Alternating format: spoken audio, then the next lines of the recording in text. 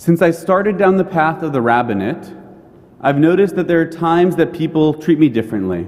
Even old friends who I've known for a long time before I had any inkling that someday I would become a rabbi.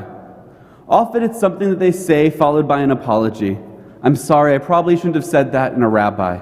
Sometimes it's a pre-apology. I probably shouldn't say this in front of a rabbi, but I'm going to anyway. And I hear that from others too, and even from congregants. Particularly this time of year, I hear it quite a bit. People wish me a happy new year, and then they get worried that I might not be okay with that. After all, Rosh Hashanah was a few months ago, and they seem worried that I might be offended in some way and apologize. I hope it's all right to say that to a rabbi. I know I probably shouldn't. Sometimes I reply with a joke to lighten the mood. You know, if I'm being honest, I really wish you would say Shana Tova. But the reality is, I want to reassure them I'm not offended for somebody wishing me a good year. I know I'm a rabbi. I count months like Tevet and Shvat, Adar, some years even Adar Sheni. But I'm also familiar with the concept of December and January and what happens when one becomes the other.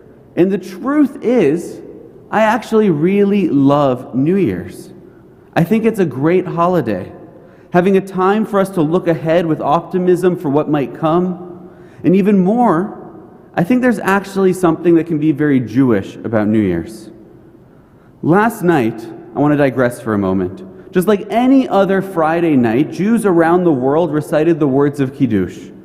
And today, like every Saturday morning, we will also recite Kiddush, blessing Shabbat at night and during the day. Many incorrectly refer to Kiddush as the blessing over the wine. And it's true that we generally recite it over wine or grape juice. But the blessing for wine or grape juice is simply the last line, the one we would use any day of the week if we have wine or grape juice. Borei Peri Hagafen. The blessing over Shabbat, the sanctification of the day, is what Kiddush really is. The root, Kadosh, is to make something holy, to sanctify it. And this blessing doesn't have to be said over wine. In fact, one is permitted to recite it over a number of other beverages, including whiskey or even beer. The typical rule is it has to be something you would drink for enjoyment, not merely to quench thirst. Some authorities permit one to actually even use orange juice or even coffee. A few authorities might disagree, but others permit it. And some might be surprised to learn that on Friday nights, it's not only permitted, but preferable if you don't have wine to recite Kiddush over challah. And I point all this out to emphasize that Kiddush isn't the blessing over wine. Borei Pri Hagafen is. Kiddush is the blessing of the day. It is a sanctification of time. It makes the day holy, sacred. And that's what I want to talk to you about today. What does a blessing really do? What does it mean to make time holy, to make time sacred? Our parsha this week is full of blessings. Jacob blesses his grandsons Ephraim and Manasseh. To this day, we actually bless male children that they be like Ephraim and Manasseh. Jacob gathers all of his sons together and he offers them each a blessing of their very own. What is it that he's doing with this act? What does it mean to bless somebody? Some think it's similar to an incantation, that in some way his words are willing a future event to occur in a mystical way. And for some faiths and cultures, that is what a blessing does. But that's not what a Jewish blessing does. Think for a moment about everything we bless as Jews. We say blessings over foods that we eat. Sometimes we say blessings over actions that we do. We say a blessing when we hang a mezuzah or we put on a talit. Just a short while ago, we offered blessings over reading the Torah and the Haftorah. We also recite blessings over experiences. When we see the ocean or we see a rainbow, we recite blessings when we hear good news. And we recite blessings when we hear bad news. We recite blessings over moments in life like birth, a bar bat mitzvah, a marriage. And we also recite blessings over death. We recite blessings on occasions of joy and celebration, and we also recite them when we are ill or if something bad has occurred. A Jewish blessing isn't an incantation. It's not a spell, but it has the power to change something. It has the power to transform things. If we return to that idea of Kiddush, we can see this.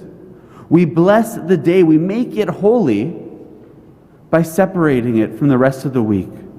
By separating this bit of time, 25 hours, from the rest of eternity. Imbuing these hours, the minutes, the seconds, with a special purpose. A Jewish blessing is about setting something apart, elevating it from the mundane to the holy. The Talmud teaches that a blessing is only found in something that is hidden. In other words, a blessing reveals something that's there but we can't see. It reveals something beneath the surface. It gives meaning. Whatever it is we are blessing, by doing so we give it special meaning. We give meaning to acts by reciting a bracha. We give meaning to experiences, to moments of life, and even to life itself, as Jacob does, by blessing people's lives. Perhaps, though, most of all as Jews, what we do is we bless time. The very first commandment in the Torah, we read it in a couple of weeks.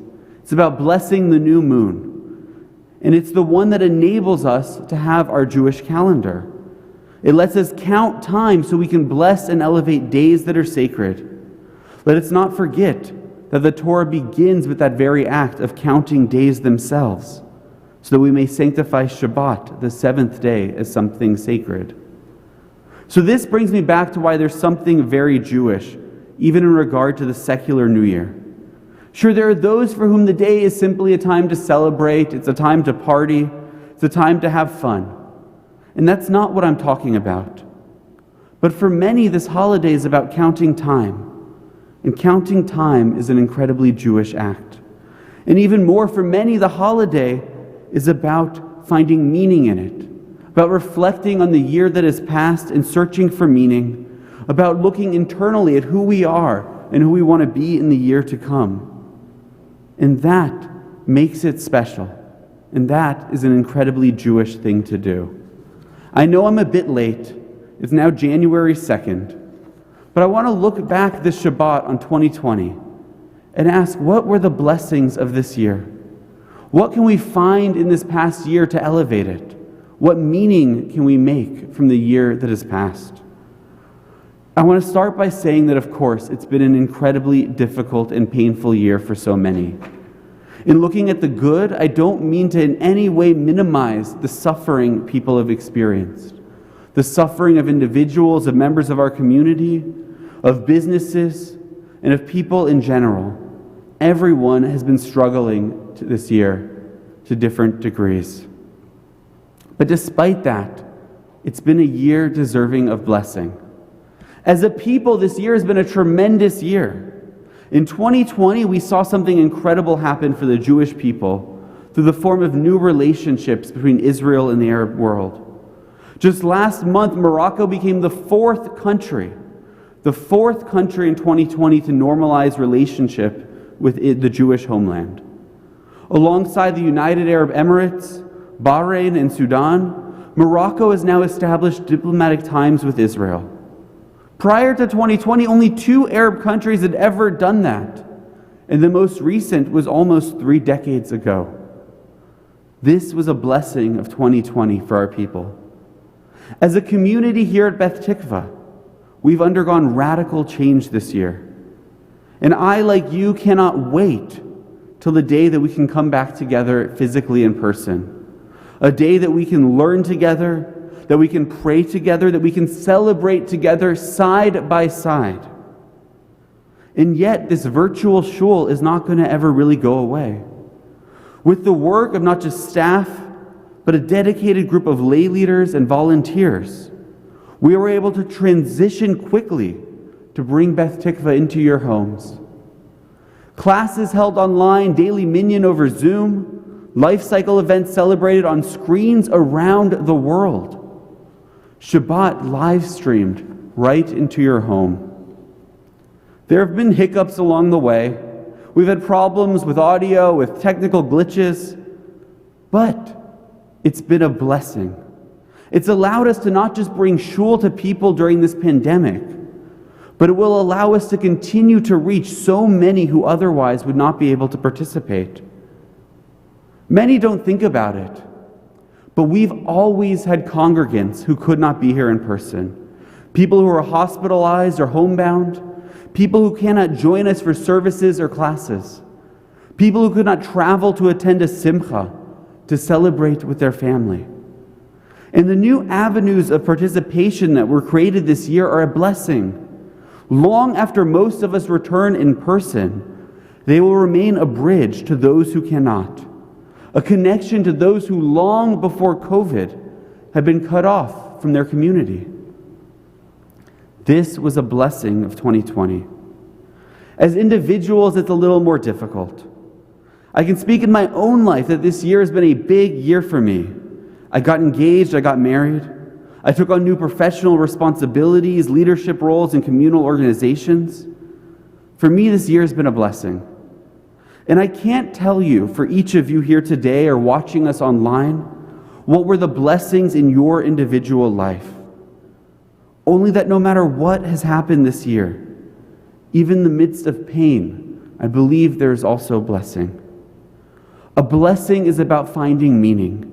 It's about finding meaning that is hidden, elevating something we can't see to something more than it appears. In his seminal work, Halachic Man, Rav Soloveitchik writes that holiness is created by man, by flesh and blood.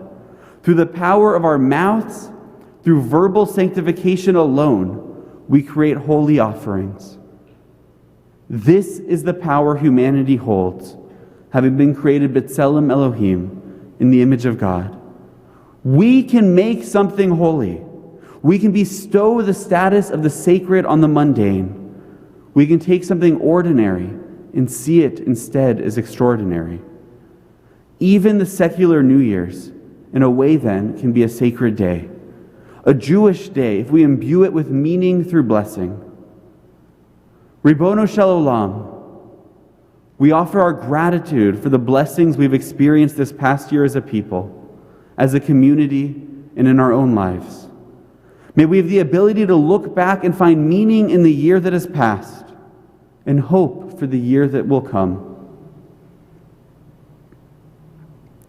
Despite the challenges and difficulties we faced, we've entered a new year with feelings of gratitude and promise. May tears we've shed this year for what we have lost inspire us to also treasure what we've been given. May we be renewed with vigor and understanding to face the challenges and joys that the future might hold. There's been a custom that's been developed this year in our virtual minyan to end each day, each morning service, and say, today is a special day. Shechianu v'kiyamanu v'higianu lazman hazeh. Thank you, God, who has granted us life, who has sustained us, who has brought us to reach this time. And may we all have a happy and healthy new year. Shabbat Shalom.